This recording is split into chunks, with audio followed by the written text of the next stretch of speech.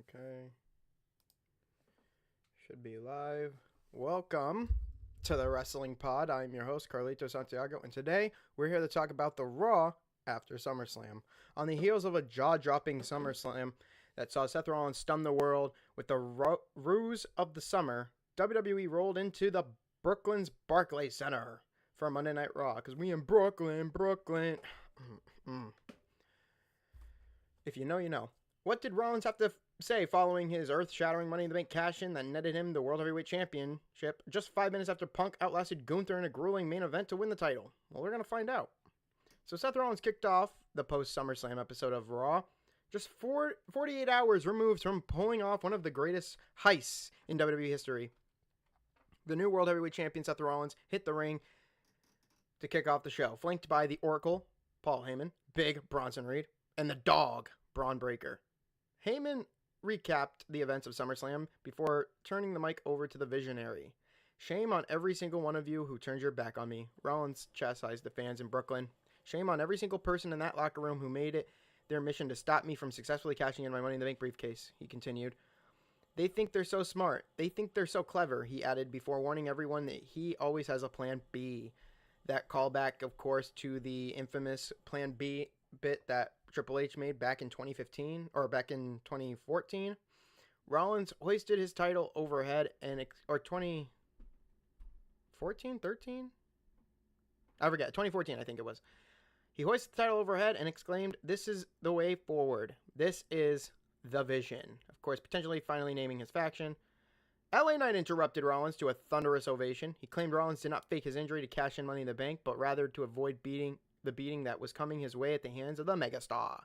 He challenged Rollins for the world title, to which the heel fired up the crowd before uttering no and walking out. But Pierce wasn't having any of it, so he announced that it will be official that Knight and Rollins for the title with Breed and Breaker banned from ringside. Graded a B+, and I thought this opening was fucking great. It was red hot. It was excited. It's what everybody fucking needed out of this segment. We needed something fresh. We needed something new, something good. We needed a big night here to follow up SummerSlam. So we got a World Championship match in the main event. Can't wait. Looking forward to it.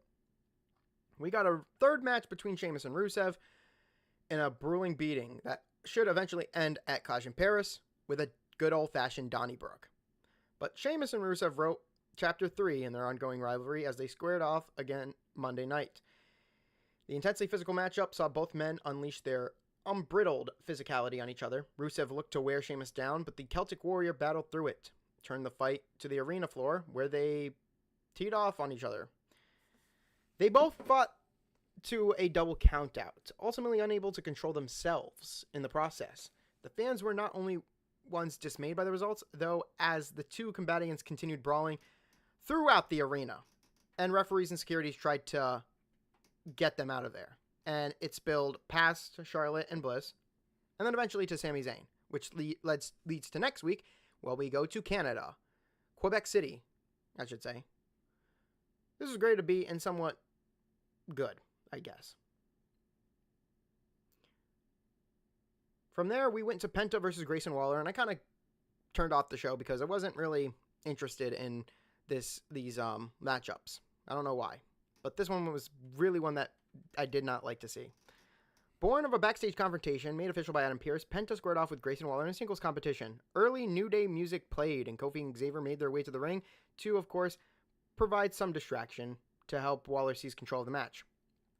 Penta overcame his opponent's arsenal, and of course, shook off a jumping knee at one point and delivered a devastating Mexican destroyer, if that's what you want to call it. After the match, Penta made fools of the New Day and put an exclamation point on the ordeal with the tope onto the heels, also using the hat that Xavier had as a weapon, sort of. C+, and again, pretty average match that I just didn't want to keep seeing. Average matches. I wanted something fresh and new. And of course, we are going to keep that same thing going here, as of course we had the Women's Tag Team Champions come out for a little promo, trying to explain their friendship, or where they're at in their friendship, if you want to call it that. Charlotte Flair and Alexa Bliss versus the Judgment Day. So Raquel and Perez interrupted a promo from the new Women's Tag Team Champions, Charlotte and Bliss, leading to a second impromptu title match of the night. Perez and Roxanne controlled early and often cutting the Queen down, isolating her from her partner. A much-needed tag to Bliss did not help matters as the former champions continue their domination of the new title holders. Looking to regain the gold they lost just 48 hours earlier. The return of Flair to the matchup provided a much-needed spark for the babyfaces, igniting a comeback that included a flipping clothesline and a picture-perfect moonsault. As the action broke down, Perez set up to do a suicide dive, only to be intercepted by Bliss and driven into the mat with his sister Abigail. 3 seconds later, and the champions are still champions.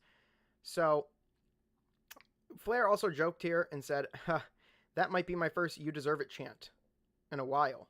Now, the ultimate thing about Bliss and Flair is that this is a team born out of, well, them not only not having anything to do, but them not liking each other. Like most tag teams are put together like that. You put this is what I call the odd couple pairing. You pair two people who really got nothing going on in their careers right now, and eventually trying to make a friendship out of it. For instance, you've seen this in 2020 with Randy Orton and Matt Riddle. You've also seen this with other tag team pairings before. I'm trying to name, I can't name a few, but maybe my cousin can. But again, what eventually happens in the end of this is that once they eventually try to build up a friendship, which is pretty easy to do. It's a pretty straightforward story. The Odd Couple story is basically you build up a friendship, and you build this friendship up to the point of where, they're very close, they're very, different, but eventually they win the gold. And when they win the gold, they kind of, it supports to solidify their friendship, But here, when they lose the titles, when they lose the titles, that's where the spark's going to happen. When they lose the titles, they can go one of two ways. They can go with an instant heel turn from one of them, which Bliss and Flair immediately, in their own respectable rights, can both play heels or baby faces. Preferably in this, if they want to keep the chance going with Flair and try to get the crowd behind her, they'll have Bliss turn heel. But if they want Flair to be the heel that she's always good at playing and get the crowd to hate her, then Bliss will be the baby face. And I don't know which way it will go, but eventually it'll go in a good direction. I can't wait for that. So, also, the promo that preceded the match was awful and clearly written by someone tone deaf to the team of Bliss and Flair and why it has worked to this point. True that. Dragon Lee took on Dominic Mysterio, but backstage, Rhea Ripley wanted to reiterate her desire to finally beating Io during a backstage interaction with the Genius of the Sky. The former women's world champion responded by telling Mommy she will never beat her. And of course, from also the backstage, Lyra Valkyria told Bayley she needed to escape the Bayley Vortex and said they were neither friends nor enemies. She implored the world model to stay away from her. So, we could get a feud out of that, born out of this. Back in the arena, the Intercontinental Champion, Dominic Mysterio, squared off with Dragon Lee in a preview of Triple Mania 33, where both will challenge El Hijo del Vikingo in a triple threat mega championship fatal 4-way match, also involving El Grande Americano. Late in the match, Lee rolled and appeared to be on his way to victory, following a double stomp from the top rope until El Grande Americano appeared. Then 2 others made their appearance, including one who caught Lee with a kick to the face, setting up the Academic Mysterio victory. Late in the match, AJ Styles hit the ring to clear Dirty Dom out, ensuring the rivalry will continue. So, this whole Americano thing has worked for shits and giggles, but at this point, without Chad Gable there to embrace it, it's not fun anymore. It's fucking annoying now, and I knew eventually this would happen. Ripley and Sky, Valkyria and Bayley are matches the company could easily toss in a premium live event card right now. Not need a championship to get them there. The issues between the women in each match are well documented. Also, Io Sky will be facing Naomi next week in Quebec for the Women's World Championship because Io Sky asked for her rematch clause. Mysterio and Styles was fun at SummerSlam, so if the idea is to run it back, please be it. And we knew what we were getting here. I knew it. I called it before the event. I called it before Raw. I looked up some, I did some online searching. Nikki Bella steps up to Becky Lynch and challenges her for the IC title, which will probably happen at Clash of Paris. Because why is Nikki Bella back? Other than wanting to either be a part of John Cena, be a memorable part of John Cena's last run in the WWE, or because this women's division needs some fucking explaining to do. In which it did. Sort of. After defeating Lyra Valkyria to retain her women's IC title at SummerSlam, Becky Lynch hit the ring to address her win and looking forward. She teased opening the floor to new challengers and then backtracked on it, only for Nikki Bella to arrive to the scene. The two traded barbs before Becky took it a step further, responding to comments about her husband, Seth Rollins, and his lies by taking a shot at Bella's previous relationship with John Cena. Inevitably, Bella laid down the challenge for a match, but the man said that could never happen. You know why? And then clocked her with a fist to the face. This was, for what it was, alright, I guess. The crowd's reaction to Lynch's shot at Bella involving Cena was extraordinary. It proves there was nothing like a good peek behind the curtain to pop the audience. And it's really good, you know? Make it a little, make it a little interesting.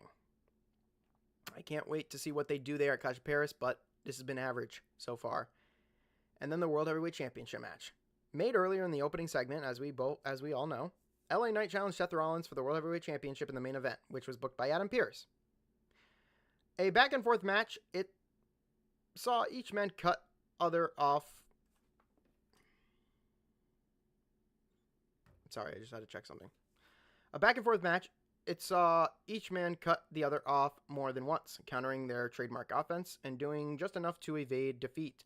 The action spilled to the floor where the Visionary set up to deliver a stomp onto the exposed concrete floor, because it was continuously back and forth. CM Punk came from out of nowhere, attacking Rollins in search of revenge for the cash-in that cost him the world title match. Braun Breaker obliterated the best in the world with a spear, and Bronson Reed helped the heels stand tall. Now, to this credit, LA Knight was kind of pissed that Punk, got LA Knight disqualified. So he was like, yo, what the fuck are you doing here? Like, get the fuck out of here. And then, of course, after they turned their attention to Punk, they started beating up LA Knight and then stomped both of them in. Before the show could close itself, though, Roman Reigns had to interrupt it. Roman Reigns had the best fight as he took the fight to the heels. He laid out Reed and Breaker, but Rollins was able to escape unscathed. He returned to stomp Roman into the mat, only for, of course, Reed to hit 3 tsunamis, leaving Roman lying and ensured a triumph night for the heels. Graded a B+, but Rollins defeated Knight via disqualification to retain his title. So, what we could be looking at here is Rollins having 3 legitimate babyface contenders to win his title, with Jay also waiting in the wings is the right call. So possibly a fatal 4-way at Clash at Paris would be actually refreshing. Having Roman, Punk, Rollins, and LA Knight be the top faces in this match, you got a lot of heavy contenders here. Rollins, LA Knight, and Roman Reigns and Punk coming off of wanting to get revenge on fucking Rollins. Everybody wanted coming after Rollins, and this is a good way to go. Prove that Rollins can stand in the ring, stand toe-to-toe with a megastar, an OTC, and the best in the world. And I know for a fact he's been in the ring with all 3 men, and we know what we see when we have Rollins going up against 3 stars. And what they're trying to do here with this group is trying to make them feel like Evolution back in the day, where he is, of course, Paul Heyman's playing the Ric Flair manager role. Rollins is playing the Triple H, with Braun Breaker being the Randy Orton and Bronson Reed being the backup, the biggest backup, of course, the big old Batista. But I think a Fatal 4-Way would be nice for Clash of Paris. It gets more star power on the show, and being in the main event, 4 guys fighting it out for the title would be fucking amazing. This was great at B+, and yeah, I don't like disqualification finishes, unless they're done properly, but you know what? Rollins needed to stay champion anyway. So overall, what do we get?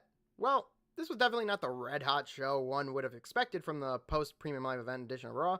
In fact, it was not until the final 2 segments of the night where things felt like a sense of creative urgency, as if the 2 programs presented by them figured heavily into the top of the card on Monday nights for the foreseeable future. The lack of substantive following up to Rhea and Io and versus Naomi, and the abundance of lazy booking in the numerous "you want a match" confrontations, not to mention a relatively flat opening promo segment out of Rollins and the Vision, weighed this one down. Still, the final 2 segments were strong and left a lasting impression, so that is enough to sneak the overall grade just past average, a C+. You could go up and knock it to a B-, but I think it's a C+ worthy show. It's not that, it's like if you didn't watch it, if you missed, most of this was average matching. Like, it really was. And I felt that when I got to Penta and Grayson Waller. It was like, what are we doing? Why are we pairing this? What are we doing here? overall, I thought this was a great show. I thought this was pretty good for what it was worth. And I can't wait for next week, where I will be working. I'm on vacation now. I'm having a blast. Wrestling's become a blast too. So I will see you guys on Saturday for the SmackDown summary.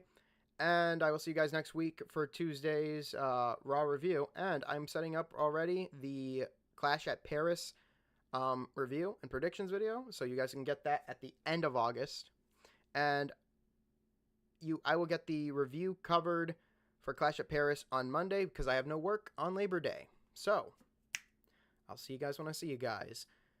But before I go, please do me a favor. Hit that subscribe button. Comment down below, drop a like, comment down below, and turn on those post notifications so you never miss a stream.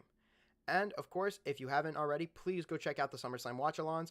They will, you can go check them out, and they are all set into the, you can check the Raw after and the SmackDown, or well, you can check, or sorry, not this. You can check the Raw before, the Raw before, the SmackDown before. You can check out the review as well, and the predictions will be there. So, till then, I will see you guys when I see you guys. Peace!